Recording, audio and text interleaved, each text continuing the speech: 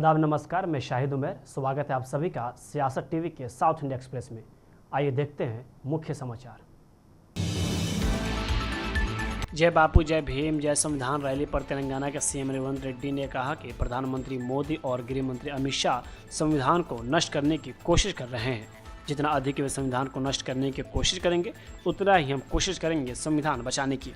हम संविधान बचाएंगे, यह हमारी जिम्मेदारी है। संविधान बदलने का उनका छिपा हुआ एजेंडा हासिल नहीं हुआ क्योंकि जनता ने उन्हें 400 के बजाय 240 सीटें दी। नरेंद्र मोदी जी अमित शाह संविधान को हटाने के लिए जो कोशिश कर रहा है, वो जितना ताकत से संविधान को हटाने के लिए कोशिश करेगा, हम उतना ही ताकत से संविधान को बचाने के लिए कोशिश करेंगे। इसीलिए आज हम लोग मल्लिकार्जुन खड़गे जी, राहुल जी के साथ साथ सब नेतागण इंदौर आए हुआ है। हम संविधान को बचा के रहेंगे, हमारी जिम्मेदारी है। आपके साथ सभी मंत्री भी आए थे सर? हाँ, तेलंगाना से सब मंत्री लोग आए, सब आए, पीसीसी अध्यक्ष भी आए, सब हाजिर है। हम जब संविधान खतरा में पड़े तो हम लोग सब हाजिर हो जाएंगे। बीजेपी तो कह रही है कि टूरिस्ट प्लेस की तरह आप लोग इसे देखते हैं कि अभी बीजेपी लोगों को ऐसी ही हंसी मजाक है हर चीज, क्योंकि अम्बेडकर का नाम भी उन लोगों को हंसी मजाक है, संविधान भी हंसी मजाक है, आरक्षण भी उन लोगों के लिए हंसी मजाक है। तो बीजेपी पूरा हल्का करने के लिए कोशिश कर रहा है, मगर ये ऐसे कामों से कुछ देश के लिए कोई ठीक नहीं है। सर चिंता क्या है, किस बात को संविधान को लेकर आप लोगों को लग रहा है? चिंता ये है कि पहले वो चुनाव में 400 सीट मांगा था, क्योंकि संविधान बदलने के लिए और आरक्षण रद्द करने के लिए कोशिश किए। सो जनता जागरण होकर उन लोगों को 400 नहीं दिया, 240 दिए।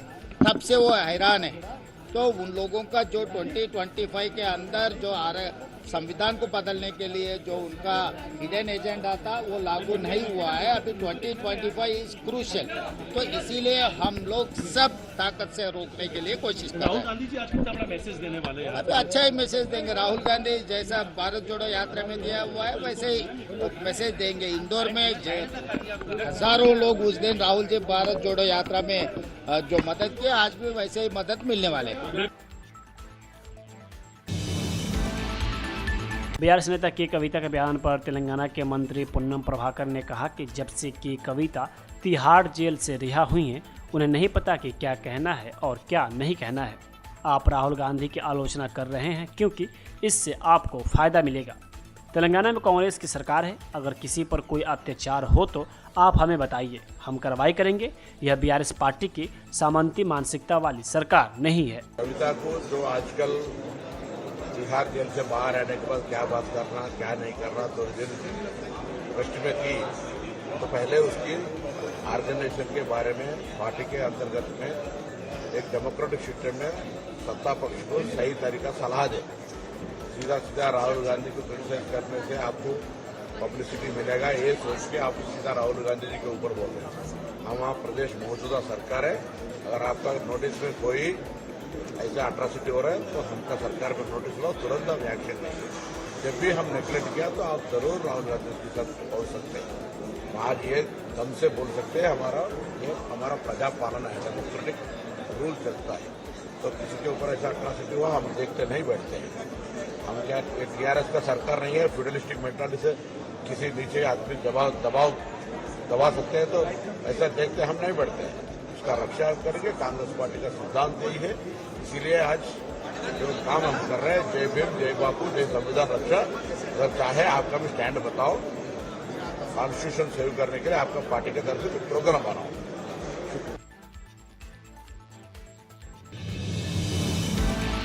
सचिवालय पुलिस ने रविवार रात हुसैन सागर में हुई नाव में आग लगने की घटना के संबंध में अग्नि दुर्घटना का मामला दर्ज किया है।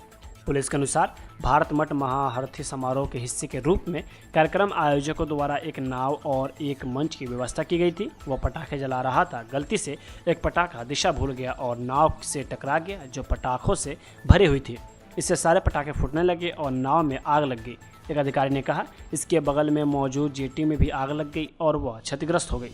इस घटना में 3 लोग झुलस गए, जिसकी पहचान पटाखा संचालक गणपति, नाव चालक पे प्रणीत और एक अन्य नाव चालक डी सुनील के रूप में हुई है।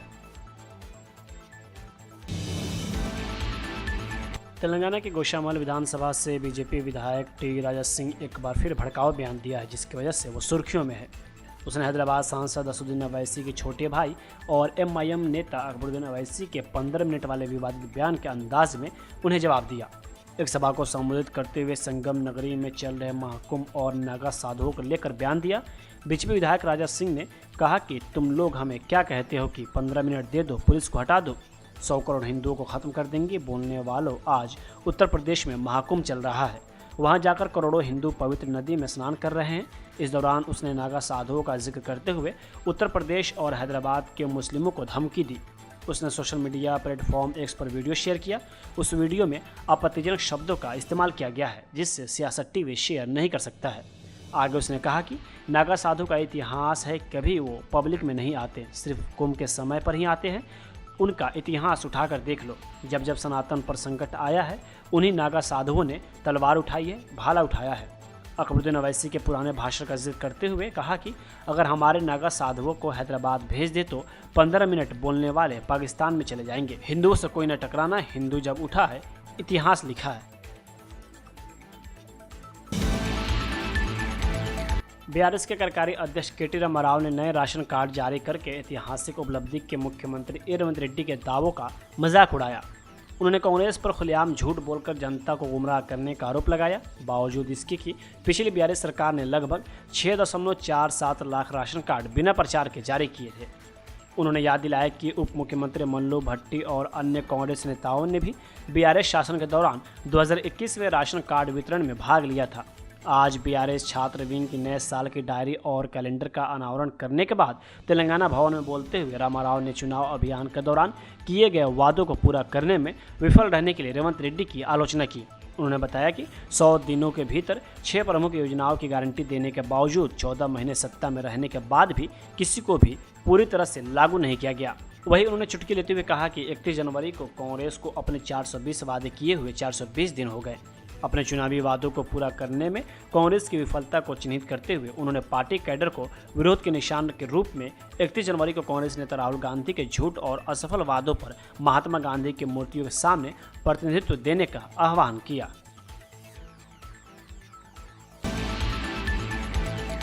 MIM चीफ असदुद्दीन अवैसी वक्फ विधेयक को लेकर लगातार बीजेपी सरकार पर निशाना साध रहे हैं। एक बार फिर से उन्होंने विधेयक को लेकर पार्टी पर हमला किया। सोशल मीडिया पर एक पोस्ट शेयर करते हुए अवैसी ने गुजरात के द्वारका में हुए बुलडोजर एक्शन का जिक्र करते हुए सरकार को घेरा। ध्वस्त कब्रिस्तान और दरगाह को सरकारी रिकॉर्ड में इसी रूप में मान्यता दी गई थी। सरकार ने कभी भी उनकी स्थिति को चुनौती नहीं दी। वहीं इसके आगे MIM चीफ ने कहा कि हालिया विध्वंस प्राकृतिक न्याय के सिद्धांतों का पालन किए बिना हुआ है, यह बेहद निंदनीय है। अवैसी ने कहा कि विध्वंस से यह भी साबित होता है कि मोदी सरकार वक्फ विधेयक में संशोधन क्यों करना चाहती है और वक्फ खिलाफ सुरक्षा को कमजोर करना चाहती है। दरअसल द्वारका जिले में सरकार ने हाल ही में बुलडोजर चलाया था। यहाँ के 7 आइलैंड्स में अवैध रूप से बनाए गए ढांचों को तोड़कर अतिक्रमण मुक्त कर दिया गया। वही सरकार ने इस कार्रवाई के दौरान कुल 36 ढांचों को जमींदोज किया। इसमें से अवैध रूप से बने मजहबी ढांचे भी शामिल थे। आंध्र प्रदेश के पूर्व CM YS जगनमोहन रेड्डी को सुप्रीम कोर्ट से बड़ी राहत मिली है। आय से अधिक संपत्ति मामले में रेड्डी के खिलाफ ट्रायल ट्रांसफर की मांग सुप्रीम कोर्ट ने ठुकरा दी है। ट्रायल को आंध्र प्रदेश के बाहर दिल्ली ट्रांसफर करने की मांग की गई थी। वही इस मामले में जस्टिस BV नागरत्नन की अध्यक्षता वाली बेंच ने कहा, हाई कोर्ट इस मामले की निगरानी कर रहा है। जगनमोहन रेड्डी को राहत देते हुए सुप्रीम कोर्ट ने कहा, हाई कोर्ट ने इस मामले में ट्रायल कोर्ट से दिन प्रतिदिन की सुनवाई का भी निर्देश दिया है। ऐसे में मामले को कहीं और ट्रांसफर करने की जरूरत नहीं है। दरअसल आंध्र प्रदेश के उप सभापति रघुराम कृष्ण राजू ने सुप्रीम कोर्ट में याचिका दायर की थी। आपको बता दें कि 2023 में राजू ने सुप्रीम कोर्ट का दरवाजा खटखटाया था। अपनी याचिका में उन्होंने जगनमोहन रेड्डी के खिलाफ आय से अधिक संपत्ति के मामले में चल रहे ट्रायल को दिल्ली ट्रांसफर करने की मांग की थी। YS कांग्रेस के सांसद रहते हुए रघुराम कृष्ण राजू ने 2023 में अपनी ही पार्टी के नेता जगनमोहन रेड्डी के खिलाफ याचिका लेकर सुप्रीम कोर्ट का दरवाजा खटखटाया था। लोकसभा में विपक्ष के नेता और कांग्रेस सांसद राहुल गांधी एक बार फिर से अंबानी और अडानी को लेकर निशाना साधा है। उन्होंने कहा कि यह मत भूलो कि अडानी और अंबानी जितना अधिक बढ़ेंगे, इन अरबपतियों को जितना अधिक पैसा मिलेगा, आपके बच्चों को उतना ही कम नौकरियां मिलेंगी। नोटबंदी और GST भारत की गरीब आबादी को खत्म करने के हथियार है। आम लोग उतना ही GST अदा करते हैं जितना अडानी और अंबानी करते हैं। वहीं आगे उन्होंने कहा कि नरेंद्र मोदी ने अरबपतियों का 16 लाख करोड़ रुपए का कर्ज माफ कर दिया, लेकिन क्या किसानों, मजदूरों और छात्रों का कर्ज माफ किया गया? आज 50 साल से सबसे ज्यादा बेरोजगारी आज हिंदुस्तान में है। अरबपति हजारों करोड़ रुपए बच्चों की शादी में खर्च कर देते हैं। कोई 10 करोड़ की घड़ी पहनता है, कोई 15 करोड़ की घड़ी पहनता है, मगर अगर आप अपने बच्चों की शादी करवाना चाहते हो तो आपको कर्जा लेना पड़ता है। आपके घर में पैसा नहीं है। क्यों नहीं है? क्योंकि रोजगार नहीं है। और भाइयों और बहनों, एक बात भूलिए मत, जितना अदानी और अंबानी आगे बढ़ेंगे, जितना धन इन अरबपतियों के हाथ में जाएगा, उतना कम रोजगार आपके बच्चों को मिलेगा। ये नोटबंदी जो इन्होंने की,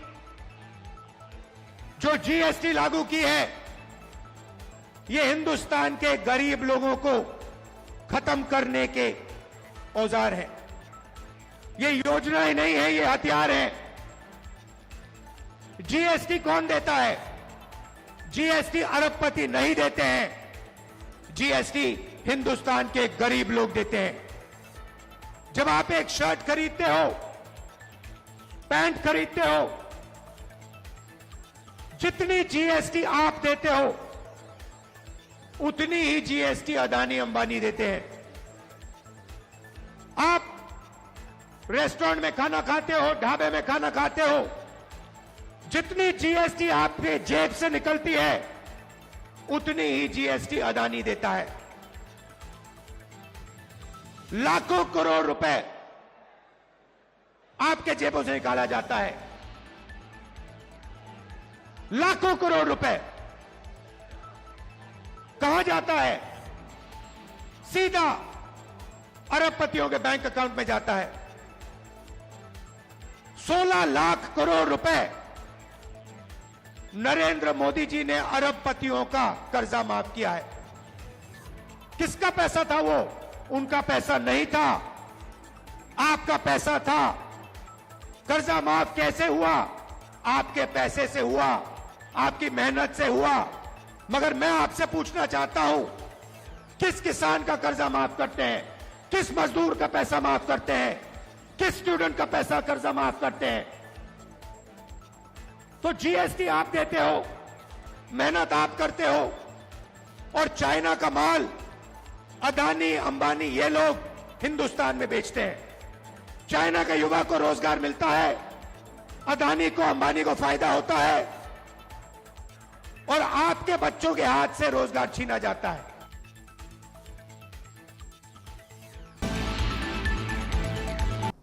साउथ इंडिया एक्सप्रेस से यही होता है समाप्त। मुझे दे अब इजाजत। बाकी खबरों के लिए बने रहें सियासत टीवी के साथ।